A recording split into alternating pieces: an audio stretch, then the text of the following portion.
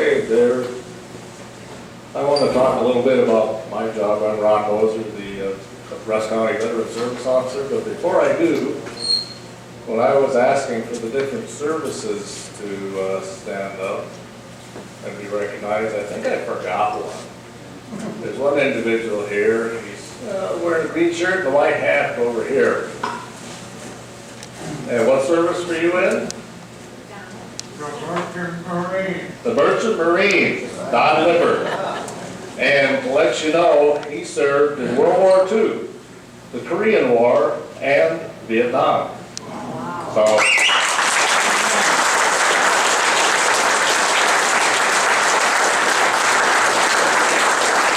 thank you, Don, and sorry I missed you on the first go on there. I think that I operated the largest steamship company in the world, and whenever they needed another ship to take more goods, I was a telephone call There you go. anywhere in the world. Yep. Now, a lot of people have asked me how a merchant marine gets veteran status. Well, if you were on the open seas, which Don was, and served in a period of war, you can get veteran service, veteran status, and I was able to get that for Don. There's some other individuals that were in the Merchant Marines, but they were only on Great Lakes, and they could not get the veteran status. I might add, I was on 2 ships that were sunk by Germans, and one German captain on the submarine said, "Take good care of your crew." He's saying I had torn the sleeve off of my shirt and put a tourniquet on the third mate's leg. The third mate lost the leg, but about 7 years later, he was captain on the ship that I served on. Right. And I got to see Don's passport when I was filing a claim for him. And he said he'd been around the world a few times, but when that passport opened up, it was unbelievable. And he was in Vietnam 3 or 4 times. So thanks for your service, Don. All right. My job is to help veterans. I'm a veteran myself, 24 years in the Air Force. And when I first got here, when I look back, I feel real sorry for the first couple of people that I saw back then, because I knew not very much about what I was doing. But now after almost 8 years, I feel pretty comfortable doing it. And we got to help our Vietnam veterans, because there's a few of them out there. A friend of mine came up, and she says, "I just lost my brother. He vanished from the earth."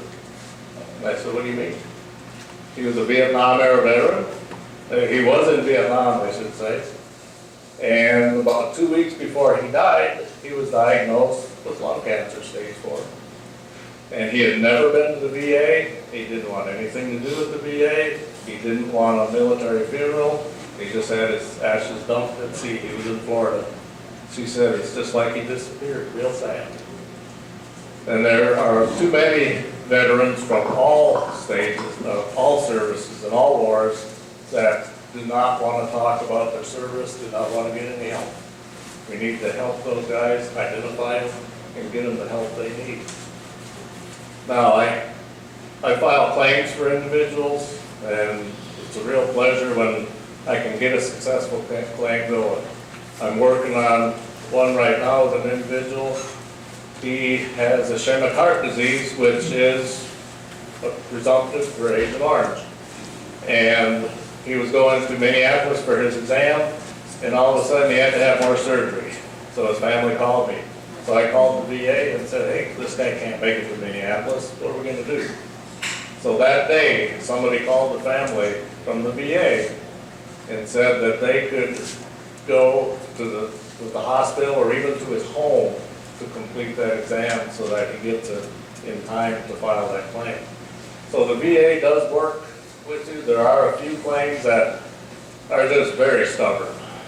And they're very hard to get through, if at all, but we still work on those.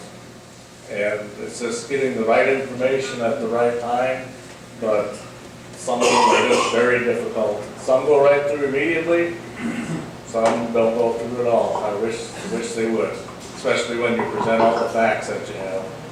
But I know in Vietnam, the Army is doing something that is different. Back then, they didn't know about PTSD as they do now. And there were a lot of Army individuals and probably other services also that got put out of service for bad conduct.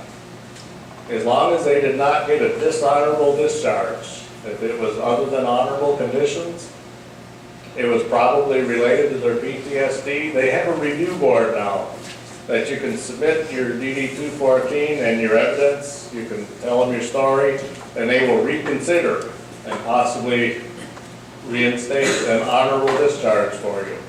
So if you know of any Vietnam veterans that have that other than honorable status on their DD-214s, have them come in. I can show them the website, where to go to, how to present the evidence.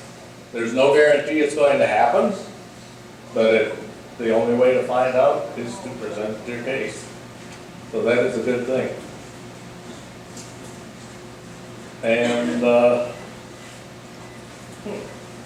does anybody have any questions about VA? I know there's a lot of stuff in the news on the VA. One thing, the Veterans Choice Card. I don't know how that program is going as far as being the program it was meant to be. I know TOMA got $6 million to support veterans for that program. And when I heard this information, they had 4 veterans complete the program to get. And what that does is it gets VA services provided by a local provider if you're more than 40 miles from a VA facility. And they're changing it. It used to be as the crow flies, but now they're changing it as you drive. So not a significant change, but it's going to put a few more people out beyond the 40-mile mark. And the hard part about it is, yeah, they have the possibility to get services provided by a local provider, but the local provider has to agree to do it, and the VA has to approve the veteran to get that service. But the reason why most providers are not accepting that service is because it pays less than the Medicare rate. So the doctor has very little incentive money-wise to accept that veteran. So there are a few glitches with the program, but if you have the card and try it out. Give it a call. There's a number to call to start the approval process. Only one way to find out. So, yes? Could I add something to you? Also qualify if you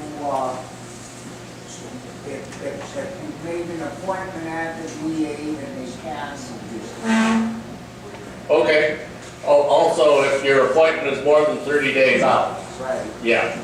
You can also be, not all veterans got that Veterans Choice Card, but if you did, give it a try, because there needs to be more activity with this. It's a program that isn't working real well, but maybe if more veterans got involved in it, they would kick it up a little bit. So, and I want to thank you all for coming in this evening when you do, and let's continue with the program.